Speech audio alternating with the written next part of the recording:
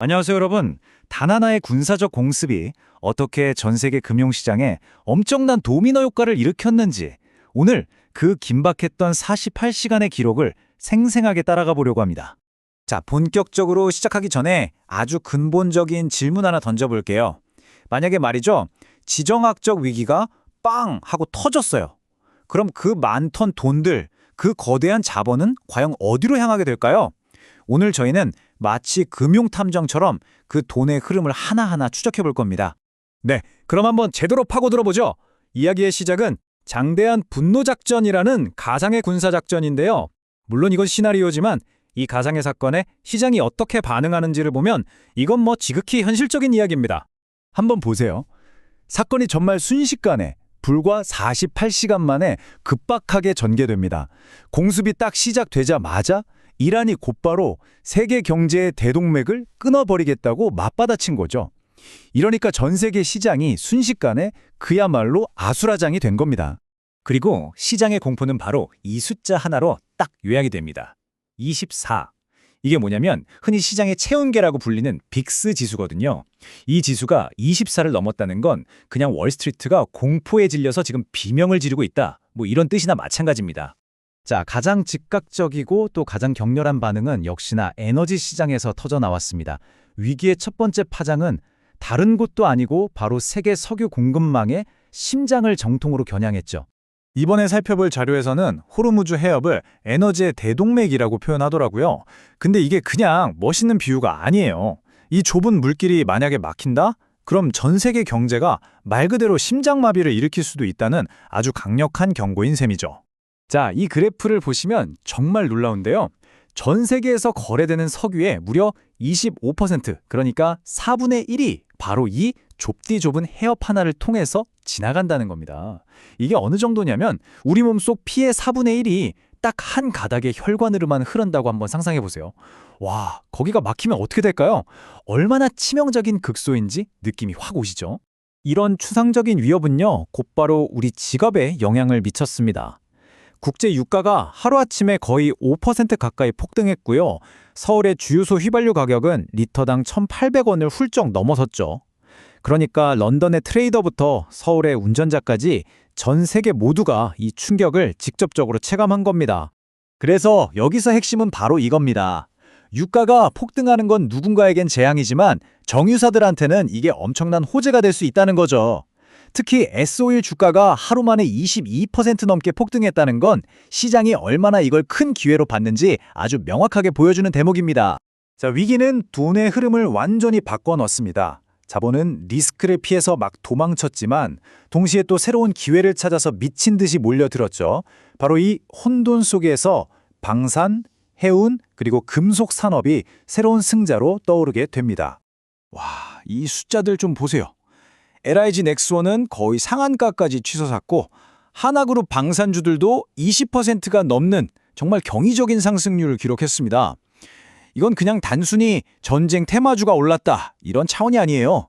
앞으로 전 세계적으로 군비 경쟁이 심해지고 국방비 지출이 늘어날 거라는데 시장이 아주 강력하게 베팅을 한 거죠. 아니, 그럼 도대체 왜 이렇게까지 주가가 올랐을까요? 자료에서는 크게 세 가지 이유를 꼽습니다. 첫째, UAE 사례에서 봤듯이 실전에서 그 성능이 확실하게 입증됐다는 점. 둘째, 전 세계적으로 군비를 늘리던 트렌드에 이번 사건이 아예 불을 붙여버렸다는 거.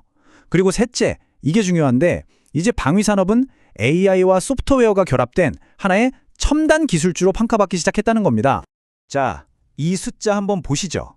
17배. 만약에 우리가 매일 타는 버스 요금이 갑자기 17배가 올랐다고 한번 상상해 보세요. 정말 어이가 없겠죠? 바로 그런 일이 전 세계 바다 위에서 실제로 벌어졌고 이게 바로 해운산업의 주가를 폭등시킨 진짜 동력이었습니다. 그러니까 전 세계적으로는 이게 물류대란이라는 악몽이었지만 해운사들 입장에선 그야말로 꿈 같은 상황이 펼쳐진 거죠. 위험 지역을 피해서 멀리 돌아가야 하니까 운임이 오르고 전쟁 위험 할증료라는 명목으로 추가 요금까지 붙일 수 있었으니까요. 배가 갑자기 부족해지니까 말 그대로 부르는 게 값이 되어버린 겁니다. 이번 위기는 단기적인 테마뿐만 아니라 장기적인 산업구조의 변화까지 수면 위로 확 끌어올렸습니다. 특히 구리가 그랬는데요. 중동의 공급 불안이라는 이슈에다가 AI 데이터 센터와 전기차라는 거대한 수요가 동시에 폭발하면서 가격이 사상 최고치를 갈아치웠죠.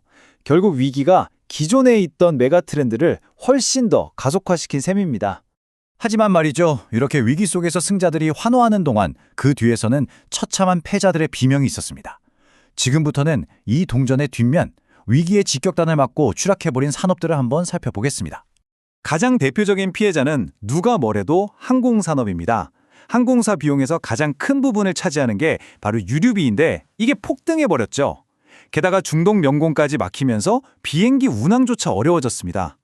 수익은 줄어드는데 비용은 폭발하는 그야말로 최악의 시나리오에 갇힌 거죠. 그리고 사실 좀 의외의 피해자도 있었습니다. 바로 첨단 산업의 심장이라고 불리는 반도체 산업이에요. 혹시 여러분 반도체 공정에 꼭 필요한 헬륨이라는 가스의 90%가 중동에서 온다는 사실 알고 계셨나요? 여기에 전기료, 물류비까지 오르면서 반도체 산업은 보이지 않는 위기에 직면했습니다. 우리 경제가 얼마나 서로 얽혀 있는지를 정말 극명하게 보여주는 사례라고 할 수 있죠. 근데 여기서 아주 흥미로운 역설이 하나 발생합니다. 보통 위기가 터지면 돈은 어디로 갈까요? 그렇죠. 가장 안전하다고 여겨지는 국채로 몰리는 게 정상이거든요. 그런데 이번엔 완전히 정반대 현상이 나타났습니다. 대체 왜 그랬을까요? 그 이유는 바로 이 인플레이션의 연쇄 반응 때문이었습니다. 유가가 폭등하니까 이게 걷잡을 수 없는 인플레이션 공포로 이어졌고요. 시장은 이걸 보고 중앙은행이 금리를 못 내리겠구나 라고 판단한 거죠. 다시 말해서 위기가 금리 인하라는 안전판 자체를 없애버릴 수 있다는 그 공포가 가장 안전해야 할 자산의 가치마저 뒤흔들어 버린 겁니다. 그렇다면 이 모든 것들을 종합해 볼 때 결론은 무엇일까요? 자료의 핵심 주장은 바로 이것입니다. 이번 사건은 그냥 일시적인 시장 충격, 쇼크가 아니라 아예 금융시장의 판 자체를 바꿔놓은 거대한 재편이었다는 겁니다. 네, 바로 이 한 문장이 모든 것을 함축하고 있습니다. 시장은 무너진 것이 아니라 재편되었다. 이게 무슨 뜻이냐면 과거의 투자 공식은 이제 더 이상 통하지 않는다는 거예요. 안보, 에너지, 공급망 같은 새로운 가치들이 이제 제대로 가격에 매겨지는 그런 시대가 열렸다는 의미죠. 오늘 분석을 마무리하면서 여러분께 마지막 질문을 하나 던지고 싶습니다. 이렇게 모든 것이 촘촘하게 연결된 새로운 시대에 우리가 막연하게 생각하는 그 위험이라는 것의 진정한 의미는 과연 무엇일까요? 아마 이 질문에 대한 고민이야말로 앞으로의 시장을 이해하는 가장 중요한 열쇠가 될 겁니다.